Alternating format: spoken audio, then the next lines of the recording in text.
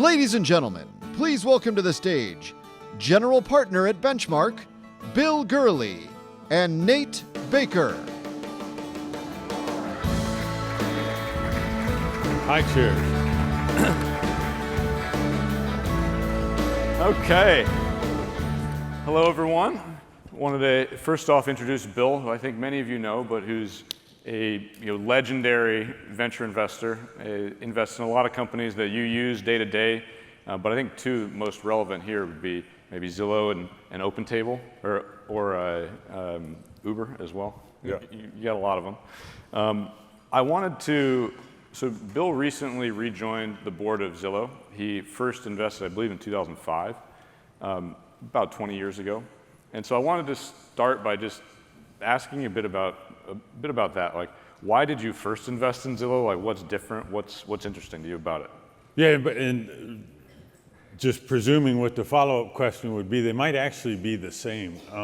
Sometimes the venture capital business, you'll hear VCs talk about, is it market, is it founder, is it this or that kind of go to market. And the one thing that is quite common is just the individual and the human. And so I was fortunate enough to kind of cold call and track down Rich Barton after they sold Expedia, and just got to know him and just hung out with him quite a bit. And we've become good friends. We've become kind of strategic thought partners for anything happening in the business broadly, not just Zillow, but tech markets, and recently AI and LLMs and these kind of things. And like, if I had one, what is that game show where you get to call somebody? If I had one of those, it'd probably be Rich, from a strategy standpoint. So you would say more so than the market, it was just you like backing him? I think that's probably fair. It may take away from this. It's not that I'm opposed to the real estate market, but the draw was certainly on that side. That's interesting. Well, would you say much has changed about Zillow or about the market since you first invested? I invested when it was a PowerPoint, and the business wasn't even exactly what it is today. So things shifted, and always do with startups. Because it was a PowerPoint at the time, obviously a lot's changed. We had the huge launch with the Zestimate, which is, should go down in, folklore or case studies in business schools on go-to-market, because that's such a rare event. We had 4 million dailies that first day, which almost no one does, because of the Zestimate.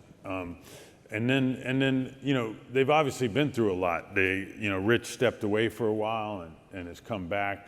They had the kind of detour into home buying or iBuying, which is refreshing. They had exited by the time I came back. So there's a lot going on. But the thing that attracted me the first time, which is still true today, is Rich and Lloyd are both very, very active in the business. Right. I know in many of the other businesses you've invested in, their marketplace businesses, and they report on percentage take in a marketplace. Yeah. And I've noticed in Zillow's reporting, they've shifted some of their framing to more of a take rate on a marketplace type of conversation. Yeah. Just in their filings. I'm curious, how do you think about Zillow as a marketplace versus, I think a lot of people think of it as a marketing tool or a lead tool for real estate agents. Right. How is it going to make that transition? What's interesting there? Yeah, and look, every single marketplace is different. I wrote this blog post once about the 10 ways to judge a marketplace, and so I would always score something against that as to whether those kind of profiles exist and what the opportunities are, but they're all a little bit different. I think who's on the supply side, who's on the demand side, how you think about that, those could be a little bit backwards. One of the reasons that I think Zillow has started talking this way that you mentioned is just to frame the company, both for the market, but also for investors, and for investors that have a global eye on the world. Right. If you look at the Zillow equivalents in other markets, they trade at a much higher valuation as a percent of the whatever you might use to reference the size of the real estate industry. Right. And so I think it part of the effort to do that is just to highlight the upside and the TAM that's possible, assuming you're able to mimic what's been done in these other geographies. We were hearing from Pat in the session before this about how it's been a lot slower than he expected to change real estate, for things to change. Is it surprising to you that Zillow has a similar pitch now, as I assume they showed you on that original PowerPoint? There's a lot of work that's been done. Yeah. But it seems like real estate's been more impervious to change than you might expect. Different industries are way different in terms of how reluctant they might be to change, or whether you can get in and change them. And some of the elements that I list on that marketplace checklist have to do with whether or not you're going to have the opportunity to seize and change things. I'll give you a really bad example would be the healthcare market. And so the burden of regulation, the way that payment goes through a party that's not really in the transaction, being the employer, the amount of complexity that's there, the lack of transparency, it makes it really hard to come in and do a disruptive marketplace, although a lot of people have tried.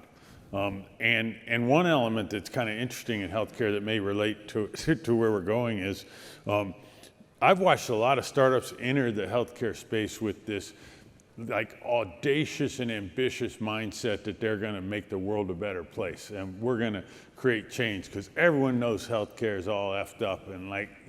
we have to do this. And what they realize, and I've watched so many startups go through this, is they realize in order to monetize, they have to kind of bend to the system rather than bend the system. And then some of them end up in a place where they're actually reinforcing the bad stuff, and making it worse. And I've seen that play out. And so, different industries have less, I always can't pronounce this word, dynamism. Oh, yeah. That allows, I think, for disruption and optionality. It's interesting. As you look out to the next 10 years in real estate, like what is possible? It feels like we're at a moment of significant change, maybe with some regulatory changes, and do you think this is going to be very stuck in the same way that it's been, or do you think we're going to be going through a period of change? Well, I mean, let's put a pin on the NAR thing, because I suspect you'll come back to that. But just thinking about it holistically, I have kind of two approaches. One is to just think about the experience and whether it's optimal or not. And the Airbnb founding team, there's these famous stories you can dig up where they created these placards and like rooms for each step in the purchasing process. And there's like 10 of them. And then, different times during the year, they'll debate how to improve that one process.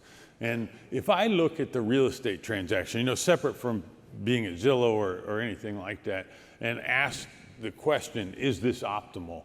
I don't think anyone can argue yes, like the steps you have to go through to get from one end to the other. And so if that's not optimal, then I would argue there's room for improvement and room for someone to come in and innovate and make things better. Some of those things are impacted by types of either regulation or organization. And the one book I always think entrepreneurs should read that is so easy to read that none of them read, which is Competitive Strategy by Michael Porter. That simple notion of the 5 forces is super important. And if there is a player that has 80 or 90% market share, they can cause a lot of problems and be preventative to innovation. And so one that I like to always pick on is the real estate contract. So almost all the ones that are used were created by NAR. NAR. Yes. Yeah. So it's a document created by NAR. Was that document created to aid the consumer in any way whatsoever? Was that the objective function of the way that document was created? Do you have an opinion?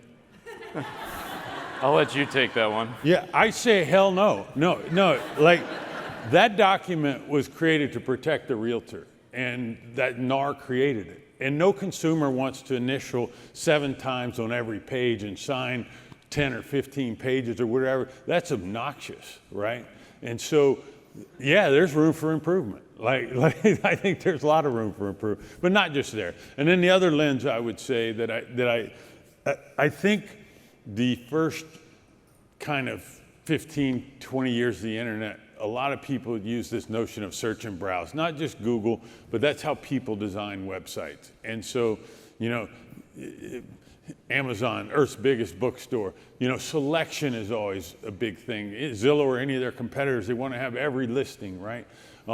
But everyone's familiar with this book, The Paradox of Choice. Consumers get overwhelmed by that. And I think we're moving, and AI can play a role here, towards what I would call curate and automate. Like, how do you help reduce the choice? So like help someone find their perfect one. And then all the workflow stuff's on this automate stuff. And my partner, Matt Kohler, used to call this the remote control for your life. And we would talk about Uber as a one-click ride. And so, I don't know if we'll ever get to a one-click purchase, but it gives you the right mindset to think about how people could innovate and how the experience could improve for the consumer. And what do you think has been, it seems like the ingredients to improve that have been there for a long time. Why hasn't it? Well, I mean, I do think that it's hard, first of all. There's a lot of embedded processes. You have ironically, it made me think of the IPO market, but you have a similar thing to the IPO market where most of the participants don't do it very often. So whereas booking a ride, like you're doing it all the time, even booking travel or whatever, you do it a lot. Like here, you just don't do it that much. So your opportunity to kind of make choices, it's a really slow feedback loop on that side. And then on the other side, yeah, I mean, there's just a ton of people with entrenched interest that, and NAR being one of them, that want to look after what's best for them. And I understand that. It just makes it tougher to move things. Right. So as you think now about... I would add one more. There's so much at risk that safety and conservatism can take on an important mindset, especially on the seller side, but even on the buyer side. You just don't do it that much. If you make a mistake, the consequences are huge. And so you tend to take a more conservative mindset rather than a, hey, let's throw caution to the wind and try this new thing. Right. Yeah. So maybe now we will go to the NAR lawsuit and everything that's going on there. How do you see that playing out, changing the industry? What does it mean? So I'm going to answer this question by taking you on a little bit of a history ride alongside with me. So after we did OpenTable and it had proven to be really successful, we being Benchmark, we started talking internally about what other industries might be open to a marketplace type entrant. And by open, I mean not only can you do it, but once you do it, does the whole industry benefit? Does the consumer end up, like with OpenTable, like once it was working and once we had high penetration in a city, you could go in and say, I want to eat Chinese with 6 people between 6 and 8 p.m. and immediately get a result. There was no alternative to that prior to OpenTable. You'd literally call each one of them, and that's not cool. And so we were thinking about what other industries we could do it, and I immediately thought of travel. And I thought of travel because when I would travel on business, I was thinking about black cars really. When I would be in a city, I'd often spend as much on a black car in Chicago as I would on the flight there. And when I'd come out of a meeting, I've been in a lot of businesses where you do meeting after meeting. Like I wouldn't know where the person was, and oftentimes I couldn't find them. And it was just a horrible experience. And they're just sitting around like 90% of the time. So I started really thinking this could be an opportunity. And at the time, there were 3 or 4 startups that were executing in the cab space, in the taxi space. And I met with all of them. One of them was Taxi Magic, one of them was Cabulous. This is a long answer to your question. But as I learned about their business, I became very skeptical of a marketplace's ability to be successful, because in most cities you had a duopoly at best, 2 major cab companies. It was highly regulated, so the government, played a big role. And you couldn't price was mandated.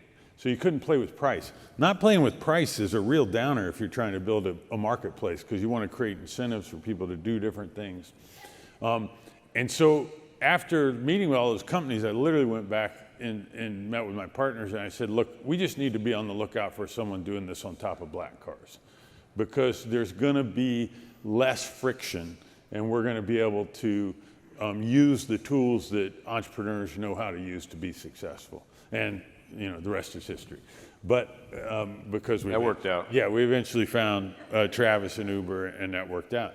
And the reason I tell that whole story is I have to believe, and going back to what I said about the real estate contract, just less authority by this entity that's already been sued multiple times by the government for monopolistic behavior is probably better for all startups in the industry that want to be successful. I'd have a hard time imagining that them having less power is a negative for real estate startups. How do you think that flows through for individual real estate agents, like people who are actually, not necessarily building a new technology business, but are a operator in that space, trying to build their own business? Yeah, I think that there are multiple changes underway in which that would be an incremental one that are impacting agents.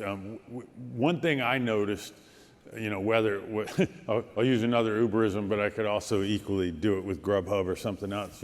I noticed that once these marketplaces would take hold, certain of the industry participants would lean into it and embrace it, and their business would thrive on these new marketplaces. And people that had come, they might say are old school, would not embrace it and would push back. These are the Uber drivers that when you're getting out try to give you their card and they want you to call them, like when you're leaving or something, and you're like, what, and so there are agents that will be like that. There are also agents that are embracing these technologies that are hiring, I don't know, you may have seen the same, they're hiring teams of young people. Their throughput may be 5 or 10x what it was before these platforms came along.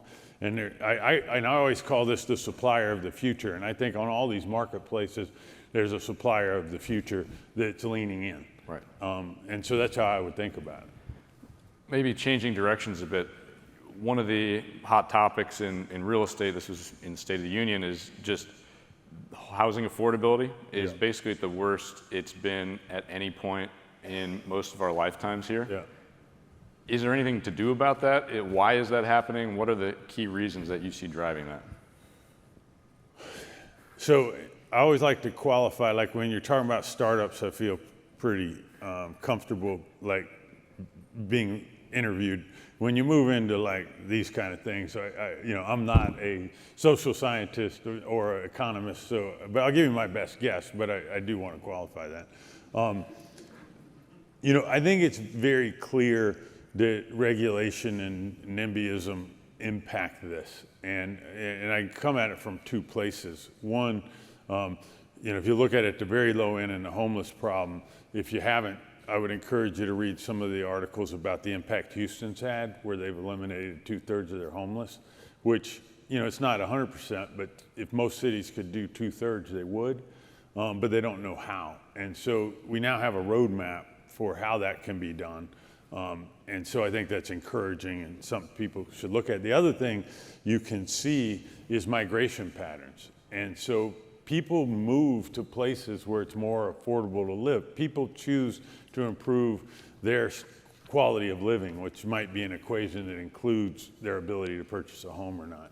And so you can see where that's happening. And for the most part, they're moving to states and cities where the regulations are lower, where the zoning is lower, and where it's cheaper to build housing.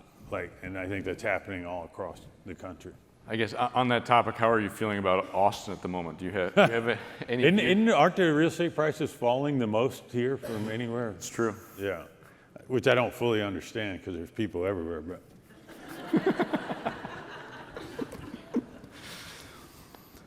there's plenty. You can see it on the periphery. There's tons and downtown, but there's a lot of construction on the periphery. Out towards Bastrop, for instance, Samsung just put this huge fab in Taylor. I can't imagine. Like, that's going to boom. Right. One of the things about the other marketplaces you mentioned is that they seem to control more of the end-to-end consumer experience versus a Zillow or someone like that. How important do you think it is to be able to shepherd the customer through the entire customer journey for that platform to, marketplace to be successful? Like, it feels like the pipes of the real estate transaction haven't really changed much in decades. Like, is it essential to fix that for Zillow to achieve this? I don't know if it's essential. I would say that makes a lot of sense to think about it that way. Another reason why I think they've started talking about the percent of the transaction is just because any internet company that's moved from lead generation, toward and starts trying to improve things, they want more transparency, they want more information, they want to know what those close rates are. You don't want to send leads to somebody that doesn't close them. Like, that's not a useful activity, right? And so as you go down that path, and Google's done that with Google Search. This week we're talking about them buying HubSpot. You can understand how that would help them have better understanding of whether the lead turns into a close and helps people turn it into a close. Right. I think that's a natural progression. And so I would expect them to keep doing that. I know, they talk a lot about Loop, which is their DocuSign competitor, the showing time app they're very excited about, which helps automate your ability to book a live showing at a home, a kind of a personal open house. And so, I think that's always a migration path anyone would take in this type of situation.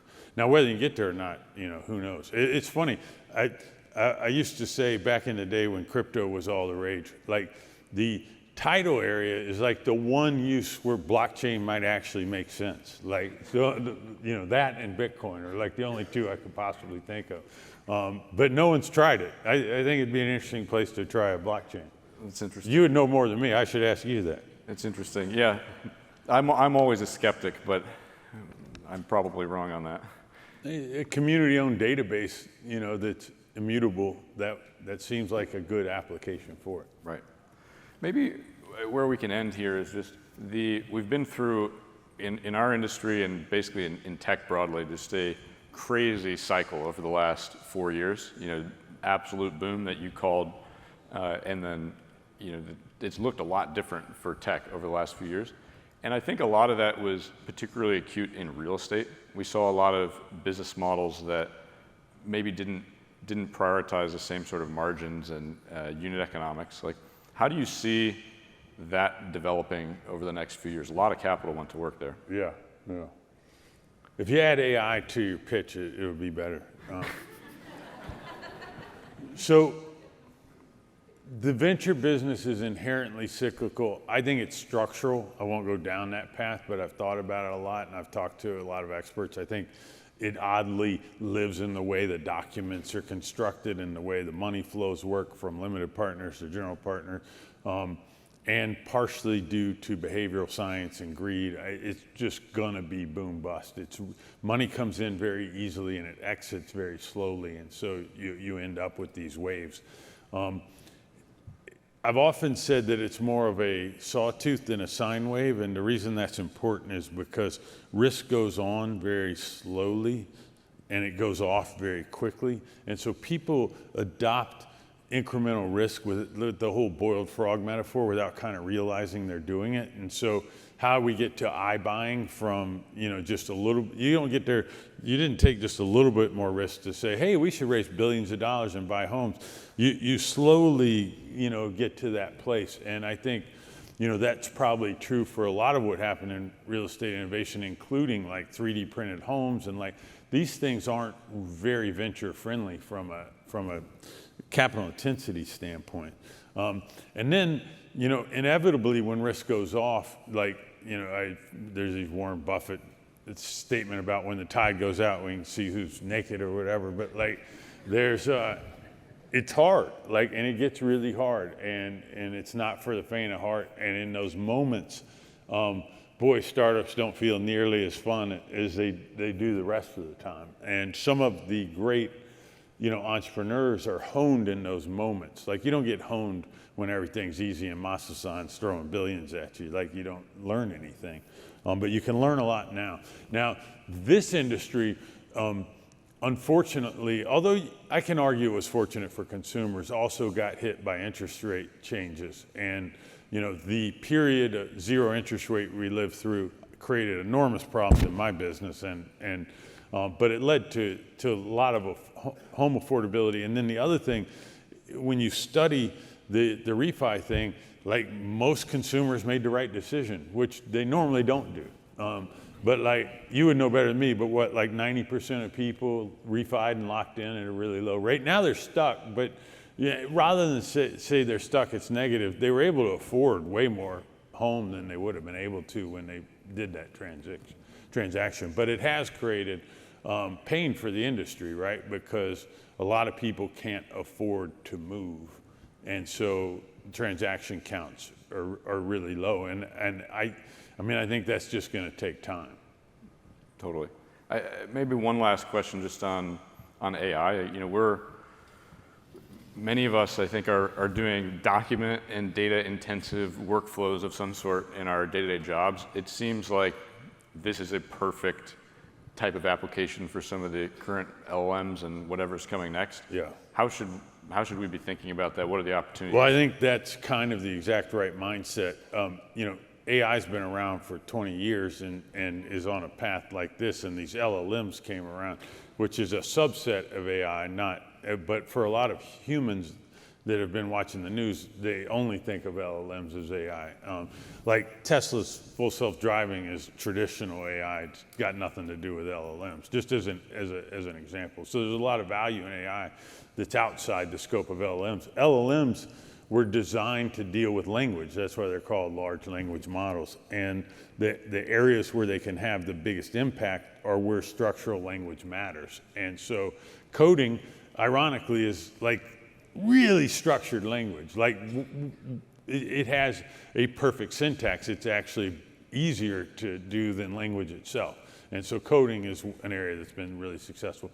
We've seen a lot of startups in the legal space.